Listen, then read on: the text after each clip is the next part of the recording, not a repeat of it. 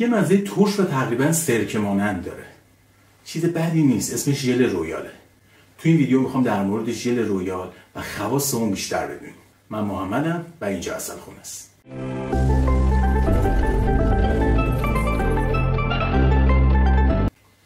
درشو میبندیم و باید هر چه زودتر بذاریمش داخل فریزر. ژل رویال یا به اصطلاح ما ایرانی‌ها شاهنگبین. شاید همه فکر میکنن که تنها محصولی که توسط زنبور عسل تولید میشه عسل هستش، اما این فرضیه کاملا اشتباهه.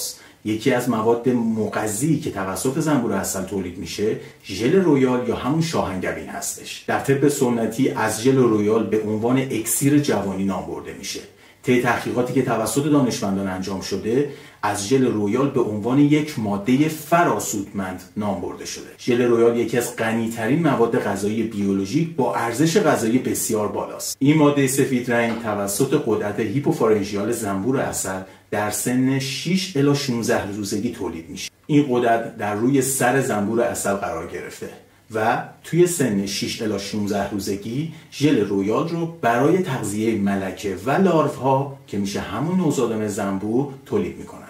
ژل رویال غذای لاروهای زنبور توی 3 روز اوله. بعد از 3 روز اول این غذا مختص ملکه هستش. یکی از دلایل این که زنبور ملکه توی کندو عمر بیشتری نسبت به باقی زنبورها داره مصرف همین ژل رویال هستش. نکته خیلی جالب وجود داره. اگر لاروها یا همون نوزادان زنبور در 3 روز اول عمرشون از ژل رویال تغذیه کنن تبدیل به زنبور کارگر خواهند شد، اما اگر در 6 روز اول از ژل رویال تغذیه کنن تبدیل به نوزاد ملکه خواهند شد. ملکه زنبور عسل با مصرف ژل رویال تقریبا 7 سال عمر میکنه، عمری که هیچ کدوم از اعضای کندو ندارند. ملکه زنبور عسل وقتی که ژل رویال مصرف میکنه توانایی داره روزانه 2000 تا تخم گذاری کنه و این قدرت شگفت‌انگیز و خارق‌العاده رو از ژل رویال به خودش میاره. حالا ببینیم ژل رویال چه مواد موثره‌ای داره که اینقدر به مصرف اون تاکید شده و چرا اینقدر قیمت بالایی داره.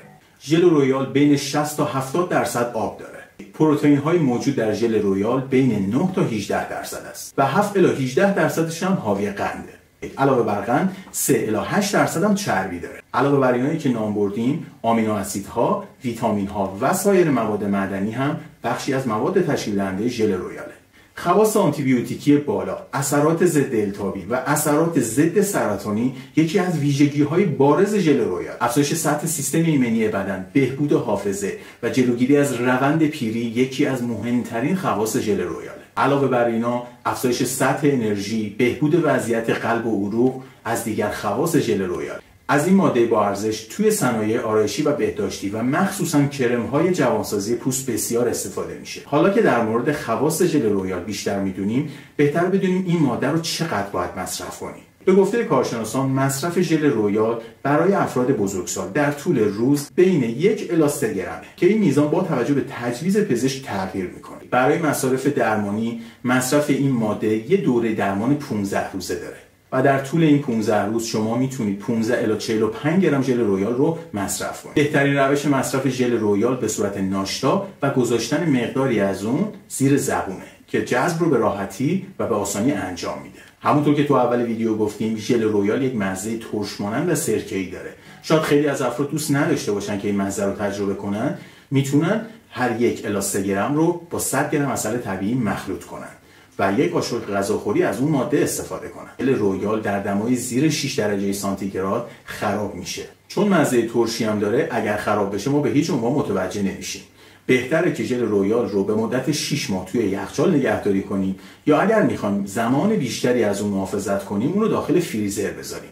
وقتی که داخل فریزر میذاریم معمولا بین 1 الی 2 سال خواص خودش رو از دست نمیده و میتونیم ازش استفاده کنیم. امیدوارم که این ویدیو براتون مفید بوده باشه. تو قسمت‌های بعدی حتما بیشتر در مورد خواص ژل رویال صحبت خواهیم کرد. اگه ویدیوهای ما رو دوست داشتین حتما کانال ما رو سابسکرایب کنین و اون زنگوله رو هم بزنید که از ویدیوهای بعدی ما با خبر بشید. مواظب خودتون و سلامتیتون باشید.